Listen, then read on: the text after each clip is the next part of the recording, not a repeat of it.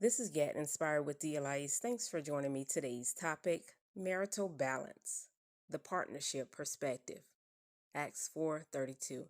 All the believers were one in heart and mind. No one claimed that any of their possessions was their own, but they shared everything they had. Typically, in marriage, there is a great deal of responsibility, a long list of things to do, maintain, and upkeep. Often, society paints the picture for us that men should do a certain set of things while women are in charge of the others. Unfortunately, this misconception can lead to strain and stress on one spouse or the other and wreak havoc in marriages. Had we learned from onset that marriage is and should be a team effort, it would have easily prepared us to not put our spouses in certain categories to maintain certain things. It is very important to sit down and outline what each member wants to contribute to the team and what you both will share in together. Sharing together in most things will keep one spouse from carrying or managing the load. So, what are some of the responsibilities a couple can share in? Let's focus on three areas. 1. Finances. This is usually a difficult area in most households. One spouse is really good at managing and the other is horrible at it. Money management and the lack thereof is one of the leading causes of divorce. Financial problems and debt create such strain on the marriage and is often caused by one spouse being more concerned over the finances than the other. A good way to resolve this and minimize conflict in this area is by holding each other accountable for your spending, sitting down and outlining a plan for your money, giving, savings, bills, investments, and usage for day-to-day operations. If possible, equally divide the bills in order for each spouse to be a contributor or manager. Then the weight is not on one person. Create a spreadsheet listing all of your financial responsibilities to help with management and delegation. Devise a good plan by setting spending limits and checking in with the other spouse before making large purchases. Spend only what you have, but not all of what you have, in order to avoid unnecessary debt. Practice good, healthy habits and pray for great stewardship with your finances. Honor the Lord with your wealth. Proverbs 3:9 and 10. Honor the Lord with your wealth and with the first fruits of all your produce. Then your barns will be filled with plenty, and your vats will be bursting with wine. Proverbs 21:20. Precious treasure and oil are in a wise man's dwelling, but a foolish man devours it. Luke 14:28-30. For which of you, desiring to build a tower, does not first sit down and count the cost, whether he has enough to complete it? Otherwise, when he has laid a foundation that is not able to finish, all of who see it begin to mock him, saying, This man began to build and was not able to finish. The Spirit of the Lord says that some of you have not been able to see increase in your finances because you have not been faithful or a good steward over the little you're required to manage right now. God says, I am capable of enlarging your territory, but you have not made room for me to orchestrate your spending. I want to move you from immaturity to maturity once you can operate in self-control over the powers of money that rule your life. Turn down any get-rich-quick schemes, any urges to impulse buy, and desires to keep up with the latest trends, and grow up in money management. You cannot get to your inheritance if your mindset is solely on how you plan to spend it. You cannot get what already belongs to you if you haven't been faithful to what belongs to someone else. Luke 16:10-12. One who is faithful in a very little is also faithful in much, and one who is dishonest in a very little is also dishonest in much. If then you have not been faithful in the unrighteous wealth, who will entrust to you the riches? And if you have not been faithful in that which is another's, who will give you that which is your own? My second point, household duties and chores. Traditionally, we have been told that a woman maintains and upkeep the house while the men are out working. Today, many women are working outside of the home as most households require the income of both spouses. Either way, not really focusing on the semantics of who should stay and maintain the home and who should go out and be the breadwinner. This is actually not about that. The house is to be maintained by all who live in it. When each spouse is contributing to the upkeep, then one person will not feel like they have to do all the cooking, cleaning, laundry, yard work, etc., and all that may need to be done with the kids, if that's your situation. If you are the spouse that has never contributed to any of the above chores, then maybe you can start assisting your spouse with this task.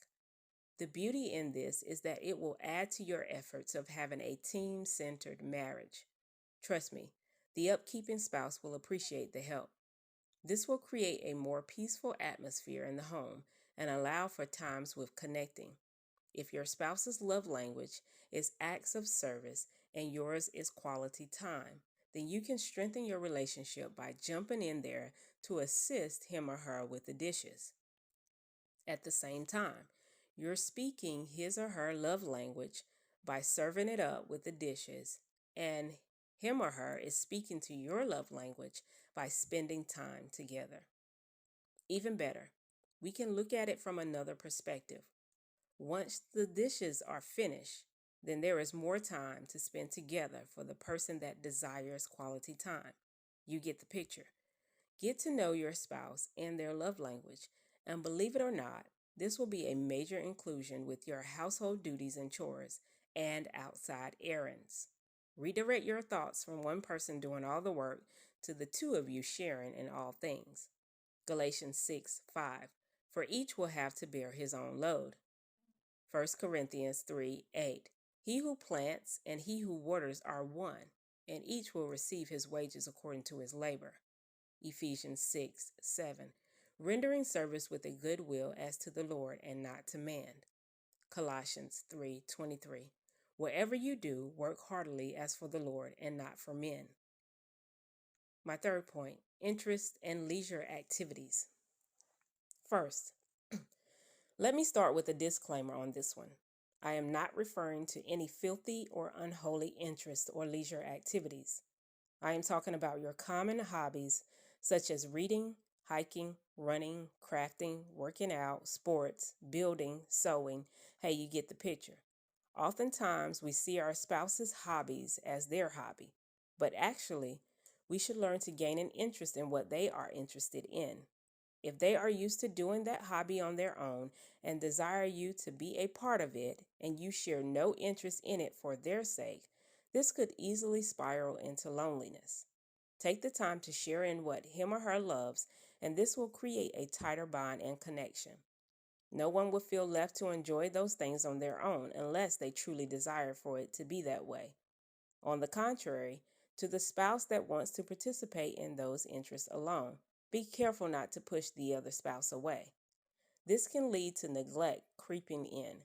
Additionally, we should all be careful not to allow our interests to supersede our relationship with Christ or our spouse. NASCAR racing wasn't something I took an interest in before I met my husband, but when I saw how interested he was in it, it became my interest. We now go to races together and watch it on TV. One of my hobbies is skating. My husband had never skated before prior to meeting me. Instead of him just watching me or sitting at home while I go out to do that, he decided he wanted to learn so he could participate in it with me. So you see, we can make it a point to use that time as a time to spend with our spouses and get to know them through their interests. As you do, this will shield your marriage from allowing loneliness to creep in, which can sometimes lead to infidelity, as others become more interested in your spouse's interests than you are. 1 Corinthians 10:31. So whether you eat or drink or whatever you do all to the glory of God. 2 Timothy 2:5. Also, if anyone competes as an athlete, he does not win the prize unless he competes according to the rules. I leave you with this. Here is something to think about. Husbands, if she has been the housekeeper or personal assistant, then that can get old, especially if the home and the to-do list is being poorly managed on your part. Eventually, this could lead to bitterness and resentment. Your marriage problem is a result of a lack of cleaning or getting things done. So, you're going to allow cleaning to be your marriage destroyer? Think about that. Wives, if he has been the laborer, working so hard outside of the home only to have that hard-earned income to be spent foolishly, then that will create tension and more arguments. Your marriage problem is a result of foolish spending. So, if you're going to allow money to be your marriage destroyer, think about that. See, the enemy will take our focus off the marriage and put more attention on the materialistic things we are to manage. You'll find yourself not really taking care of the marriage because all of your attention is on managing just living with one another and dealing with each other's living habits. Marriages need balance just as much as we need balance in every aspect of our lives. Take care of your marriage. Find ways to share in every aspect of it. Do as much as you can together to limit the enemy's tactics to cause division. His goal is to separate, and he will use our everyday experiences, responsibilities, and situations to drive a wedge in God's divine purpose. Find balance. Do not let him destroy your union. Here at Get Inspired, we have a prayer list called 100 Blessings from God and efforts to pray for others and see the manifestation of God's blessings through your prayer request. When prayers are answered, we add another prayer as they are requested with the opportunity to pray for hundreds. If you desire prayer, please drop your request in the comments below or send us an email at getinspired.thejourney@gmail.com.